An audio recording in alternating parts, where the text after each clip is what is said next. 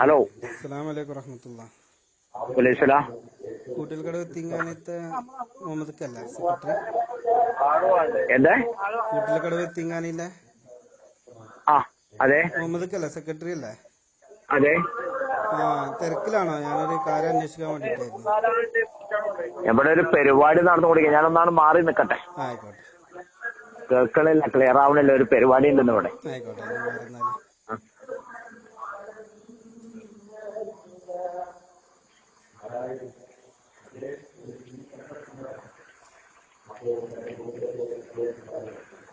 എവിടെ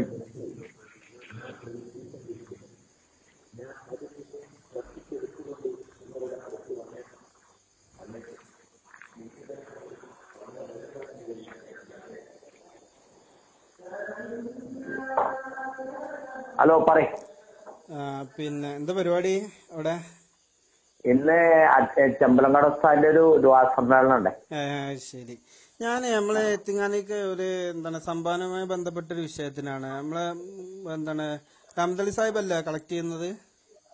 ആ, മൂപ്പരെ ഏൽപ്പിച്ചാൽ മതിയാവോ? മൂപ്പര് നമ്മളെ ഒരു പ്രവർത്തനത്തിലും ഇല്ല. അല്ല, മൂപ്പര് അവിടുത്തെ കളക്ട് ചെയ്യുന്നുണ്ട് എന്നുള്ളൊരിത് കിട്ടിയിരുന്നു. അപ്പൊ ഇന്ന് ഒരാൾ വിളിച്ചിരുന്നു. ആ, ഞാൻ പറഞ്ഞു മൂപ്പർക്ക് ഒരു ഉത്തരവാദിത്വം നമ്മുടെ സ്ഥാപനമായിട്ടും ഇല്ല, ബന്ധമല്ല. കാരണം മൂപ്പരിവിടെ കുറച്ച് മാനേജറായിട്ട് നിർത്തിയിരുന്ന സത്യമാണ്. ഞങ്ങളുടെ റെസീറ്റ് കുറച്ച് ആളെ കയ്യിലുണ്ട് സ്ഥാപനത്തിന്റെ. ആ, അത് തന്നിട്ടില്ല. ആളിപ്പോ അവിടെ ഇല്ല അപ്പൊ നിലവില്? അതിപ്പോ എവിടെയാ വിളിക്കണേ? ഞാൻ മലപ്പുറത്ത് നിന്നാണ്, കാരാത്തോടാണ്. എന്റെ പേര് അസ്കറാണ്, അസ്കർ കാരാത്തോട് എന്ന് പറയും. പിന്നെ ആ ഏരിയയിൽ കൂടെ അത് പ്രവർത്തനമായിട്ട് പോകുന്നുണ്ടോ? ആ ഏരിയയിൽ അത് പ്രവർത്തകനായിട്ട് പോകുന്നുണ്ടോ? അല്ല, മൂപ്പര് നമ്മളെ ഈ ഭാഗത്തൊക്കെ ആദ്യം മൂപ്പര് ഇവിടെ ഉണ്ടായിരുന്നു. നമ്മള് ഭയങ്കര ഭാഗത്തായിരുന്നു ആദ്യം താമസം ഉണ്ടായിരുന്നത്. പിന്നെ അതിനിപ്പോ അവിടെ മാനേജറായിട്ട് ഉണ്ടെന്ന് ഞാൻ അറിഞ്ഞിട്ടുണ്ടായിരുന്നു. അപ്പൊ മൂപ്പര് തന്നെ അല്ല ഇപ്പോഴും ഇപ്പൊ മാനേജർ മൂപ്പരല്ലേ? അല്ല അല്ല അല്ല അല്ല മൂപ്പരല്ല. ശരി. മൂപ്പര് എന്താ ഇപ്പൊ ഇവിടുന്ന് ഒഴിവായി? മൂപ്പര് തന്നെയാണ്. മൂപ്പരെന്താ ചോദിച്ചാല് മൂപ്പർക്ക് നമ്മളെ സ്ഥാപനമായിട്ടൊരു ബന്ധമില്ലാത്ത പോക്കാണ് മൂപ്പര് പോകുന്നത് തന്നെ. എന്നാ പിന്നെ എനിക്ക് അതിന്റെ ഡീറ്റെയിൽസ് ഒന്ന് കിട്ടിക്കഴിഞ്ഞാൽ, എന്ന് വെച്ചാല് മൂപ്പര് ഇത് പരിചയമുള്ള നമ്മളറിയുന്ന ഒരുപാട് ആളുകളുണ്ട്. അപ്പൊ എന്നാ പിന്നെ അതിന്റെ കാര്യങ്ങളൊന്ന് കിട്ടിക്കഴിഞ്ഞാല് നമ്മള് പറയാൻ പറ്റില്ല. ചോദിച്ചാല് മൂപ്പര് നമ്മുടെ സ്ഥാപനത്തിന്റെ നമ്മളും വലിയ പ്രതീക്ഷയിലാണ് കൂടുന്നത്. എങ്ങനെ? നമ്മളും നല്ല പ്രതീക്ഷയിലാണ് കൂടുന്നത്. നമ്മുടെ സ്ഥാപനത്തിന്റെ പ്രവർത്തകനായിട്ട് നമ്മൾ ശരിക്കും പറഞ്ഞാൽ സ്ഥാപനത്തിന് ഫുൾ ടൈം പ്രവർത്തകരില്ല നമ്മുടെ സ്ഥാപനത്തിന്. അപ്പൊ ഞാന് വളരെ താല്പര്യത്തിൽ നമുക്കിപ്പോ ഫണ്ടും കട്ടന്മാരെ പോലെയല്ല, നമുക്ക് ചെലവും കാര്യങ്ങളൊക്കെ എത്തലും മാത്രമേ ഉള്ളൂ. മറ്റ് വികസനം എന്ന് പറഞ്ഞൊരു പരിപാടി ഫുള്ളായിട്ട് നമുക്ക് ബിൽഡിങ്ങും കാര്യങ്ങളും ചെയ്യണം. അപ്പൊ ഖുർആൻ മൂപ്പരിവിടെ വന്നു, നമ്മുടെ മാനേജ്മെന്റ് സ്ഥാപനത്തിന്റെ മാനേജർ. അപ്പൊ ഈ പ്രവർത്തനം ഇതിൽ ഉൾക്കൊള്ളാൻ വേണ്ടിയിട്ടാണ്. അപ്പൊ ഞങ്ങളോട് പറഞ്ഞിരുന്നു ഞാൻ ഓഫീസിൽ ഫുൾ ടൈം ഉണ്ടാവില്ല, നമ്മളെ മാനേജറായിട്ട് ചാർജ് എടുത്തു കഴിഞ്ഞാൽ ഫുൾ ടൈം നിങ്ങൾ ഓഫീസിൽ കാണണമെന്ന് പറയരുത്, ഞാൻ ഇതിന്റെ പ്രവർത്തകനായിട്ട് പോവും, പുറത്തിറങ്ങും. ഫണ്ടാണ് ഈ സ്ഥാപനത്തിന് ആവശ്യം, ഫണ്ട് കണ്ടെത്തണം, അതിന് വേണ്ടി ഞാൻ പ്രവർത്തിക്കും എന്ന് പറഞ്ഞു. അപ്പൊ ഞങ്ങള് ഓക്കെ എന്ന് പറഞ്ഞു. ഞങ്ങൾക്ക് എനിക്കൊരു കാറ് വാങ്ങി തരണം, നല്ല അത്യാവശ്യം കുഴപ്പമില്ലാത്ത നല്ലൊരു കാറ് വാങ്ങി തരണം എന്ന് പറഞ്ഞു. ഏതായാലും ഞങ്ങള് കടവും പ്രാരാബ്ദത്തിന്റെ ഇടയിൽ ഞങ്ങൾ കടമൊക്കെ എടുത്തിട്ട് എല്ലാരും പൈസ ഒക്കെ എടുത്തിട്ട് ഞങ്ങൾക്കൊരു എക്സെന്റ് കാറും വാങ്ങിച്ചു കൊടുത്തു. ഉണ്ടായത് എത്തിങ്ങാന്റെ പേരിലുള്ള കാറാ? എത്തിങ്ങാന്റെ പേരില. എത്തിങ്ങാനക്ക് വേണ്ടിട്ട് തന്നെ വാങ്ങിക്കണത്. പുറത്ത് എത്തിങ്ങാന്റെ പൈസ ഒന്നും അല്ല. എന്നിരുന്നാലും ഞങ്ങൾ എത്തിങ്ങാനക്ക് വേണ്ടി വാങ്ങിച്ചു കൊടുത്തു, തിരുമലയൊക്കെ ആയിട്ട്. ബാക്കി അടവൊക്കെ ഞങ്ങൾ അടച്ചോളാം, അപ്പൊ തൽക്കാലം അടക്കാനുള്ള പൈസ തന്നാൽ മതി. ഞങ്ങള് 2.5 ലക്ഷം രൂപയുടെ മുകളിൽ എമൗണ്ട് ഉണ്ടാക്കി കൊടുത്ത്. കാറിനപ്പോ എത്ര എമൗണ്ട് ഉണ്ടാക്കി കൊടുത്തത്? കാറിന് മൊത്തം 70,000 റുപ്യ അവര് തന്നു, ഡിസ്കൗണ്ട് തന്നു. ബാക്കി 8 ലക്ഷത്തി ചില്ലാനം രൂപ ഞങ്ങൾ കൊടുത്തു. രാംദൽ സാഹിബിന്റെ രാംദലിന്റെ കയ്യിലാ കൊടുത്തത് ഈ 8 ലക്ഷം? അല്ല, ഞങ്ങള് ഫുൾ എമൗണ്ട് കൊടുത്തിട്ടില്ല. അടവിന് വേണ്ടി വെച്ചിട്ട് ഞങ്ങള് 2 ലക്ഷം ഉറുപ്പോളം ഞങ്ങൾ അടവിന് കയ്യിന് കൊടുത്തതാണ്. 2 ലക്ഷം റുപ്യ കൊടുത്ത് ബാക്കി ബാങ്ക് അടവാക്കി. ബാങ്ക് അടവാക്കി, ഫൈനാൻസ് ഇട്ടു. പിന്നെ അയാൾ അടച്ചോളാന്നാണ് പറഞ്ഞത്. അല്ല, അപ്പൊ വണ്ടി ആരുടെ പേരിലാണ്? മൂപ്പരുടെ പേരിലാണോ അതോ വണ്ടി എത്തിങ്ങാന്റെ പേരില്? അതെ അതെ. വണ്ടി ആൾക്ക് വിട്ടു കൊടുത്തു. 2 മാസം കൊണ്ട് ആള് 20,000 ചില്ലാനം കിലോമീറ്റർ വണ്ടി ഓടി. 2 മാസം കൊണ്ട്. ആ കാറ് ഇപ്പൊ എന്തായി? കാറ് ഞങ്ങൾ തിരിച്ചു പിടിച്ചിട്ടുണ്ട്. ഡ്രൈവറോട് പറഞ്ഞു എനിക്ക് കോയമ്പത്തൂർ പോകാനാണ്, വണ്ടി കൊണ്ടുപോവാ, മോട്ടോർ കേടാനും കൊണ്ടുപോവാന്നാണ്. അന്ന് വാങ്ങി ചാവി ആയിരാടെ വെച്ചു, എന്നോട് പോയിക്കോളാൻ പറഞ്ഞു. അവന്റെ വണ്ടി ഇപ്പൊ ഞങ്ങളെ സ്റ്റഡിയിലാണ്. അല്ല ഇതപ്പോ എന്താണ് സംഭവം? ഇതൊക്കെ കുറെ മുമ്പാ? അതിപ്പോ ഈ നോമ്പ് കഴിഞ്ഞിട്ടാണ് ഈ സംഭവങ്ങൾ നടക്കുന്നത്. കഴിഞ്ഞ നോമ്പ് റമദാൻ കഴിഞ്ഞ ദിവസം. കഴിഞ്ഞ നോമ്പിന് ശേഷമാണ് ഞങ്ങൾ വണ്ടി വാങ്ങിച്ചു കൊടുക്കുന്നതും വണ്ടി പ്രവർത്തനമായിട്ട് പോകുന്നത്. മൂപ്പരപ്പോ മറ്റു ഗ്രൂപ്പ് വിട്ടുകാണ്ട് ഇവിടെ വന്ന് ചേർന്നതിന്റെ ഉടനെ ആയിരിക്കും അത്. ഗ്രൂപ്പ് വിട്ടതിന് ശേഷം ഇസ്മായിൽ സക്കാഫിയുടെ കൂടെ നിൽക്കുകയായിരുന്നു. ഇസ്മായിൽ സക്കാഫി ഞങ്ങൾ കമ്മിറ്റി അംഗമാണ്. തോട്ടുമുക്കം. തോട്ടുമുക്കം. അപ്പൊ തോട്ടുമുക്കത്തിന്റെ നിർദ്ദേശം നിങ്ങൾക്ക് പറ്റിയ ഒരാളാണ്, സ്ഥാപനം കൊണ്ടുപോയി നടത്താനും അങ്ങനെ അതിനൊക്കെ കഴിവുള്ള ആളാണ്, പ്രാപ്തനാണ്, മറ്റു വിവരങ്ങളും ഉണ്ടെന്ന് പറഞ്ഞിട്ടാണ് മൂപ്പര് ഞങ്ങളെ ഏൽപ്പിച്ചത്. ഞങ്ങളും അതിൽ വിശ്വസിച്ചു. ഇസ്മായിൽ സക്കാഫി പറഞ്ഞതിന്റെ പേരിലാണ് നിങ്ങൾ നിർത്തിയത്? നമ്മൾ നിർത്തിയത് അങ്ങനെയാണ്. ഇപ്പോഴും ആൾ ആ സംരക്ഷണത്തിലാണ് നടക്കുന്നതും. ഇസ്മായിൽ സക്കാഫിന്റെ എന്താന്ന് വെച്ചാല് നമ്മള് പിന്നെ ഇങ്ങനെ പ്രശ്നം വന്നപ്പോ പാണക്കാട് അമീദ് അലി തങ്ങള് ഒരു ദിവസം പണ്ണാർക്കാട് വന്നു. അവിടെ വന്നപ്പോ അയാൾ പറഞ്ഞു ഇങ്ങനെ രാമന്തളി ഞങ്ങള് പൈസയും ഒക്കെ തിരിച്ച് നമ്മളെടുത്ത് കാണില്ലായിരുന്നു. മണ്ണാർക്കാട് വന്നപ്പോ പിന്നെ അബീബ് വൈസിനോട് പറഞ്ഞു ഇങ്ങനെ രാമന്തളി കോഴിക്കോട് രാമനാട്ടുകര ചേലമ്പറയിൽ ഒരു സ്ഥാപനം തുടങ്ങുന്നുണ്ട്, ഇസ്തുൽ ഖുർആനാണ് പെൺകുട്ടികളെ എന്ന് പറഞ്ഞപ്പോ ഈ അബീബ് വൈസിയാണ് പറഞ്ഞത്. അങ്ങനെ കൂട്ടിൽ അപ്പൊ പറഞ്ഞു അയാൾ കൂട്ടിലെ കടവത്തും എന്തൊരു ബന്ധമുണ്ട്, അവിടെ സ്ഥാപനം ഉണ്ട് അത്രേ, അതിന്റെ എന്തോ ഒരു ബ്രാഞ്ചാണ് അവിടെ തുടങ്ങണം, അങ്ങനെയാണ് എങ്ങനെയാന്നൊക്കെ പറഞ്ഞോളൂ. തങ്ങൾക്ക് വ്യക്തമായിട്ട് പറയാൻ കഴിഞ്ഞിട്ടില്ല. അല്ല അപ്പൊ ഇത് നിങ്ങൾ അറിയാതെയാണ് ഇപ്പൊ ഇത് സംഭവങ്ങൾ പറഞ്ഞിട്ടുള്ളത്? അമീദ് അലി തങ്ങള് പറയണോ? അമീദ് അലി തങ്ങൾ പറഞ്ഞപ്പോ പറഞ്ഞുകൂടും ഇങ്ങനെ കൂട്ടിലക്കടവിൽ എന്തോ ഒരു പ്രശ്നമുണ്ട് മൂപ്പര്, നിങ്ങൾ ആലോചിച്ചിട്ട് ഇടപെട്ടാൽ മതിയെന്ന് അബീബ് വൈസ് പറയുന്നു. അല്ല അപ്പൊ ഞാൻ ചോദിക്കുന്നതല്ല, അപ്പൊ നിങ്ങള് മൂപ്പരെ നിർത്തിയ സമയത്ത് ഇത് സമസ്തന്റെ അറിവോടല്ലായിരുന്ന? സമസ്തന്റെ ഇതിലെ നമ്മൾ സമസ്തന്റെ ആളാന്ന് പറഞ്ഞിട്ടല്ലേ നിർത്തിയത്. മൂപ്പര് സമസ്തന്റെ എല്ലാം അംഗീകരിച്ചുകൊണ്ട് തന്നെ ഇപ്പോഴും നടക്കുന്ന അങ്ങനെ തന്നെയാണ്, സമസ്തന്റെ അംഗീകരിച്ചുകൊണ്ട് തന്നെയാണ് നടക്കുന്നത്. ആളിപ്പോ എവിടെ നിന്നിട്ടുള്ളത് അറിയോ? ആളിപ്പോ രാമനാട്ടുകാരുണ്ട്. അതെ. അപ്പൊ നിങ്ങൾ ഈ വിഷയമായിട്ട് ഇപ്പൊ സ്ഥാപനത്തിന് ഇപ്പൊ നമ്മളെ എത്തിങ്ങാന്റെ പേരിൽ ഇപ്പൊ മൂപ്പര് ഫണ്ട് എന്തെങ്കിലും പിരിച്ചിട്ട് അവിടെ തരാതെ എന്തെങ്കിലും സംഭവം ഉണ്ടാ? ഒന്നും തന്നിട്ടില്ല. പിരിവ് നടന്നിട്ടുണ്ട്. പിരിവ് നടന്നിട്ടുണ്ട് അല്ലെ? മൂപ്പര് പിരിച്ചിട്ടുണ്ട്, പൈസ അവിടെ തന്നിട്ടില്ല. മൂപ്പരിപ്പോ കോഴിക്കോട് തന്നെ ഗൾഫിൽ നിന്ന് ഒരാൾ വിളിച്ചിരുന്നു. അങ്ങനെ റെസീറ്റ് പിരിച്ചാൽ ചെന്ന അഡ്രസ്സൊക്കെ കൊടുത്തനുസരിച്ചാണ് അവരെന്നെ വിളിച്ചത്.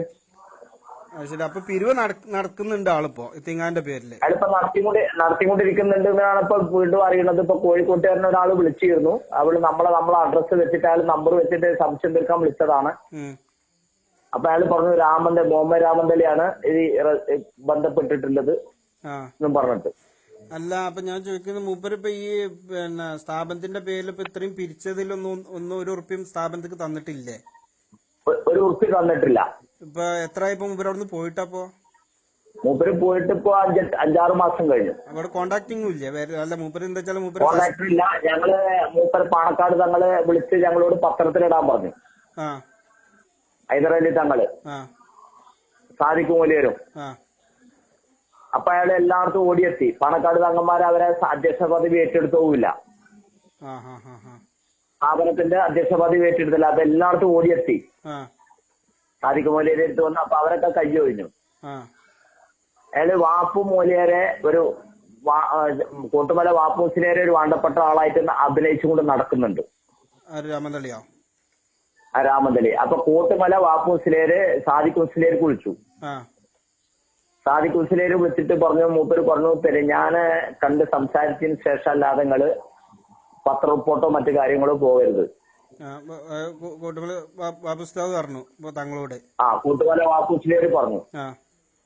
ഞാൻ കൂട്ടുമല വാപ്പുസ്ലിയാരെ കൂടെ വിളിച്ച് ബന്ധപ്പെടാറുണ്ട്. പക്ഷെ കൂട്ടുമല വാപ്പുസ്ലിയാർക്ക് ആ സമയത്തൊന്നും സമയം ഉണ്ടാവാറില്ല. അപ്പൊ ഇങ്ങനെ നീണ്ടു പോയി ഇപ്പൊ നമ്മളും തണുത്തു എന്ന് പറഞ്ഞാൽ വാപ്പുസ്ലിയാരെ നമ്മള് പരിധിയിലപ്പുറം വിളിച്ച് ബുദ്ധിമുട്ടിപ്പിക്കാൻ പാടില്ലല്ലോ. മൂപ്പര് പറയും ആ തിരക്ക് കഴിഞ്ഞിട്ട് ഈ തിരക്ക് കഴിഞ്ഞിട്ട് നോക്കാം എന്നിട്ട് വിളിക്കുന്ന പറയും. അല്ല ഞാൻ ചോദിക്കുന്നത് അതല്ല. മൂപ്പര് തുടക്കത്തിൽ തന്നെ മാനേജർ സ്ഥാനം ഏറ്റെടുക്കുന്ന സമയത്ത് പറഞ്ഞല്ലോ ഞാൻ എപ്പോഴും സ്ഥാപനത്തിൽ ഉണ്ടാവില്ല, ഇരിക്കാൻ പറ്റൂല, പുറത്തു പോകും എന്നുള്ള പറഞ്ഞിട്ട് ഏറ്റത്. ഇനിയിപ്പോ അതിന്റെ ഭാഗമായിട്ട് മൂപ്പരേറ്റ കറങ്ങി നടന്ന് പിരിച്ചിട്ട് ഒന്നായിട്ട് കൊണ്ടുവരാനുള്ള പരിപാടി അങ്ങനെ എന്തെങ്കിലും ആണോ? അതോ മൂപ്പര് പരിപൂർണമായിട്ടും സ്ഥാപനത്തിന് അയാൾ പിരിച്ചു. അയാൾ പിരിച്ചിട്ട് ചെയ്തത് കോഴിക്കോട് ഒരു വേറെ സ്ഥാപനം ഉണ്ടാക്കിയ ചെയ്തത്. അത് ശരി, നമ്മളെ എത്തിങ്ങാന്റെ പേരിൽ പിരിച്ചുകാണ്ടേ അയാള് നമ്മുടെ സ്ഥാപനത്തിന്റെ ഉമ്മുൽ ഹാനിയ എന്ന ഇസ്തുൽ ഖുർആൻ പെൺകുട്ടികളുടെ ഇസ്തുൽ ഖുർആന്റെ പേരും പറഞ്ഞ് ബിൽഡിംഗ് ഫണ്ടും കാര്യങ്ങളും ഒക്കെ ഉണ്ടാക്കിയിട്ടുണ്ടായിരിക്കുമല്ലോ. 58 റെസിറ്റ് അയാളെ കയ്യിലുണ്ട്. 58 അതിലൊരു 12 ആളെത്തിന് പിന്നെ ഞങ്ങൾക്ക് പിടിച്ച് വെച്ചപ്പോ ലാസ്റ്റ് കിട്ടിയിട്ടുണ്ട്. ബാക്കിയുള്ള ബുക്കുകൾ കിട്ടിയിട്ടില്ല. 45 ബുക്കോളം അയാളെ കയ്യിലെ കസ്റ്റഡിയിലാണ്. 45 ബുക്ക് പറഞ്ഞ ഒരു ബുക്കിൽ എത്ര റെസിപ്റ്റാ? 50 റെസിപ്റ്റ് ബീഫ്. അത് ശരി, അപ്പൊ നല്ലൊരു സംഖ്യ റെസിപ്റ്റ് ഇപ്പൊ ആളുടെ കയ്യിലുണ്ട്. ഉണ്ട്. അയാള് നോമ്പിന് കളക്ഷന് വേണ്ടിയിട്ട് അയാള് ഈ മംഗലാപുരത്തേക്ക് റെസീവർമാരെ അയച്ചിട്ടുണ്ട്. നമ്മള് സ്ഥാപനം അറിഞ്ഞുകൊണ്ടാണോ അതോ അറിയാതെ? അതൊക്കെ നമ്മൾ അറിയിപ്പിച്ചിട്ടാണ് ചെയ്തത്. പക്ഷെ അവര് തമ്മിലായിരുന്നു കോണ്ടാക്ട്. അവര് പൈസ ഒക്കെ ആളെയാണ് ഏൽപ്പിച്ചിട്ടുള്ളത്. അല്ല, അപ്പൊ ഈ ഇസ്മായിൽ സക്കാഫി ഇപ്പൊ എന്താ പറയുന്നത്? ഇസ്മായിൽ സക്കാഫി എന്നോട് പിന്നെ ഞാൻ സമ്മതമൊക്കെ വാങ്ങിയിരുന്നു, പത്രത്തിൽ കൊടുക്കണം എന്നൊക്കെ പറഞ്ഞിട്ട് വാങ്ങിച്ചു. മൂപ്പര് സമ്മതം വാങ്ങിച്ചിരുന്നു. സമ്മതമൊക്കെ വാങ്ങിച്ചതിന് ശേഷം മൂപ്പര് പറഞ്ഞു ഞങ്ങള് ഒക്കെ എഴുതി ശരിയാക്കി ഓൺലൈനിൽ സുപ്രഭാതത്തിലേക്ക് കൊടുക്കാൻ വേണ്ടി അടിക്കണ സമയത്താണ് ഉസ്താദിനെ വിളിക്കുന്നത്. ഞാൻ പറഞ്ഞ നിങ്ങൾ കേൾക്കുന്നുണ്ടെങ്കിൽ പത്രം റിപ്പോർട്ടർ ഇടരുത്. അത് സമസ്തന്റെ ആൾക്കാർക്ക് ഒരുപാട് ദോഷം ചെയ്യും. അതാണ് പ്രശ്നമാണ്. ഞാൻ പിന്നെ വിവരം പറയാം. ഞാൻ പത്രത്തിൽ ഞാൻ പറഞ്ഞത് നിങ്ങൾ കേൾക്കുന്നുണ്ടെങ്കിൽ പത്രത്തിൽ റിപ്പോർട്ട് പോകാൻ പാടില്ല. അല്ല, ഇത്തരത്തിലൊരു വഞ്ചന നടത്തിയിട്ട് പോയ ഒരാളെ കുറിച്ച് നമ്മൾ പത്രത്തിൽ കൊടുക്കുന്നതിന് ഇപ്പൊ സംസ്ഥക്ക് എന്താ ദോഷം വരാന്? സംസ്ഥ എന്ന് പറഞ്ഞാല് അയാളെ പുറത്തേക്കാക്കിയപ്പോ കള്ളന്മാരെന്ന് പറഞ്ഞിട്ടല്ലേ നടത്തിയ എപിക്കാർ പുറത്തു വിട്ടിരിക്കണത്. ആനക്കള്ളന്മാരാന്ന് പറഞ്ഞിട്ടല്ലേ വിട്ടിട്ടുള്ളത്. അപ്പൊ സമസ്ത ഏറ്റി കൊണ്ട് ഇറക്കിയല്ലേ. ഇപ്പൊ സമസ്ത എല്ലാ സ്റ്റേജിലും ഏറ്റുസ്ഥാനെ വിമർശിക്കാനും ഏപ്പിനെ വിമർശിക്കാനും ഇയാളല്ലേ ഉപയോഗിക്കണത്. അപ്പോ സമസ്തയുടെ തലപ്പത്ത് സമസ്തന്റെ നേതാക്കന്മാരുടെ കൂട്ടത്തില് വെലം കൈ നടക്കുന്നത് ഈ രാമനെല്ലിയല്ലേ. അപ്പോ ഏറ്റുസ്ഥാദ് പറയുന്നത് വളരെ ശരിയാണെന്ന് ബോധ്യത്തോടു കൂടെ ചെയ്യുന്നതെന്നാണ് ഞാൻ മനസ്സിലാക്കിയത്. അതായത് ഇപ്പോ രാമനെല്ലിക്കെതിരെ നമ്മള് പത്രത്തിൽ സുപ്രഭാതത്തിൽ കൊടുത്തു കഴിഞ്ഞിട്ടുണ്ടെങ്കിൽ പിന്നെ വിഭാഗം പറയുന്നത് ഏറ്റുപിടിച്ച് പ്രസംഗിക്കും ഏപിക്കാര് ആയിരിക്കും ഞാൻ ധരിക്കുന്നു. അല്ല, അപ്പൊ ഈ പിന്നെ രാമന്തലിനെ കുറിച്ച് ഇത് ഏപിക്കാർ അന്നേ പറഞ്ഞിട്ടുണ്ടായിരുന്നല്ലോ. അവിടെ ഒരുപാട് വിഷയങ്ങൾ ഉണ്ടാക്കിയതുകൊണ്ടാണല്ലോ ഇയാൾ അവിടുന്ന് പുറത്താക്കിയിട്ടുള്ളത്. ഇത്തരം ഒരുപാട് വിഷയങ്ങൾ. കാരണം പിന്നെ ഞാൻ അറിഞ്ഞിടത്തോളം ഇയാള് പിന്നെ ഓൺലൈനിൽ തന്നെ ഒരുപാട് ഇതുപോലത്തെ തിരിമറികളും കാര്യങ്ങളൊക്കെ നടത്തിയതിന്റെ പേരിലാണ് പിന്നെ ആദ്യം ഒഴിവാക്കിയിട്ടുള്ളത്. പിന്നെ അതിന്റെ പേരിൽ എപി വിഭാഗം സംഘടന തന്നെ ഇയാളെ ഒരു നിലക്കും ഔദ്യോഗികമായിട്ട് എവിടെയും കൊണ്ടു നടന്നിട്ടില്ല. അയാളുടെ സ്വന്തം ഇഷ്ടത്തിന് ഞാൻ ഇതിന്റെ ആളാണെന്ന് പറഞ്ഞിപ്പോ ഇവിടെ പിന്നെ ബാപ്പുസ്താദിന്റെ ആളാണെന്ന് പറഞ്ഞ് നടക്കുന്നുണ്ട് എന്ന് പറഞ്ഞല്ലോ ഇപ്പൊ നിങ്ങള്. അങ്ങനെ തന്നെയാണ് ഇപ്പൊ സംഭവിച്ചതെന്നാണ് നമ്മൾ വിശ്വസിച്ചു പോയി. മൂപ്പര് പ്രവർത്തകനാണെന്ന വിശ്വാസത്തോടു കൂടെ വിശ്വസിച്ചു പോയി. അല്ല, എന്നതുപോലെ അവിടെ പിന്നെ എപി വിഭാഗത്തിൽ എന്ത് ചെയ്തിട്ടുണ്ട്, എന്താണ് ഞാൻ ഇതിന്റെ ആളാണ് ഇല്ലെങ്കിൽ അതിന്റെ പത്രപ്രവർത്തകനാണ് എന്നൊക്കെ പറഞ്ഞ് അയാൾ സ്വയം ഒരു പിന്നെ ആളായിട്ട് ചമഞ്ഞിട്ട് മാസ് ചെയ്ത ആളാണ് മറ്റത് നടന്നിട്ടുണ്ട്. എപി വിഭാഗത്തിന്റെ ഒരു ഔദ്യോഗിക വലിയ പത്രങ്ങളിലോ മാസികകളിലോ ഒന്നും ഇയാളെ എവിടെയും ഉൾക്കൊള്ളിച്ചിട്ടില്ല എന്നുള്ളത് നമുക്ക് എല്ലാവർക്കും അറിയുന്നതിനായിരുന്നു. പക്ഷെ അതിന്റെ പരിചയപ്പെടുത്തിയിട്ടൊന്നുമില്ല. പക്ഷെ അതിന്റെ അടിയിൽ ഇപ്പൊ നമ്മളിപ്പോ ഇതിങ്ങനെ കൊണ്ടുവന്ന് ഇപ്പൊ സംസ്ഥാന ഔദ്യോഗിക സ്റ്റേജ് കൊടുത്തപ്പോഴേ ഇനിയിപ്പോ ഇതിപ്പോ തള്ളി പറഞ്ഞിട്ടുണ്ടെങ്കിൽ ഇപ്പൊ എപിക്കാർ പറഞ്ഞത് യാഥാർത്ഥ്യമാവുന്നുള്ള പേടിയായിരിക്കും സംസ്ഥക്ക്. എന്തിപ്പോ ഇയാളെ നമുക്കൊരു വിശ്വാസമല്ല, അയാൾ പറയണതിൽ സത്യമല്ല എന്നല്ല വിശ്വസിക്കുന്ന ആളാണ് ഞാൻ. പിന്നെ എനിക്കതിന് വേദി കിട്ടിയിട്ടില്ല. എല്ലാരെയും അമ്മാനിക്കാൻ നമുക്ക് കഴിയില്ല എന്ന് കരുതിയിട്ട് നമ്മളങ്ങനെ പോകുന്നുണ്ട്. ഇപ്പൊ ഇനി ഒന്നും കൂടി ശ്രമിക്കുന്നുണ്ട്. അല്ലെങ്കിൽ പിന്നെ പത്രത്തിലൊക്കെ ഇടും.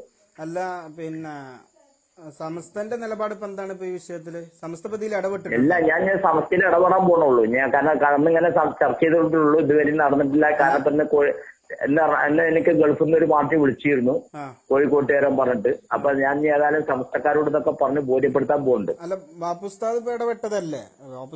ബാപ്പുലേർക്ക് ഞാൻ പിന്നെ ബാപ്പുലേക്ക് ഇപ്പൊ ആലോചിച്ച് നടക്കുന്ന പ്രശ്നമല്ലാന്നല്ലേ നമ്മൾ മനസ്സിലാക്കുന്നത്. ബാപ്പുലേർ അപ്പൊന്ന് പറഞ്ഞതാണ്. പിന്നെ ഞാൻ വിളിക്കുന്ന എന്തായാലും തൽക്കാലം അപ്പൊ തിരക്കാവും, 2 ദിവസം കഴിയട്ടെ എന്ന് പറയും. അത് കഴിയുമ്പോ പിന്നെ ഞാൻ എന്തെങ്കിലും വിളിക്കാം.